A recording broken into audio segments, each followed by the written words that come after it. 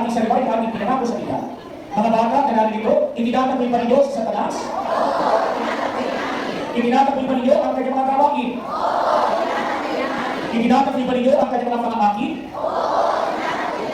Ngayon naman ay aking papayag ang ating papananampalataya. Kaya sa susunod ng tatlong katanungan, ang itutuloy naman natin sa malinaw at malakas na tinig ay, Opo, sumasampalataya kami. Ulitin po natin. Sa Diyos, kayo ba ay sumasampalataya? Sa Espiritu Santo, sa mga simbahang Katolika, sa kasamahan ng mga banal, sa kapatawaran ng mga kasalanan, sa muling pagkabuhay ng mga namatay, at sa buhay na walang hanggan. Kayo ba ay sumasampalataya? Ngayon mga bata, tayo binisita ng banal na tubig habang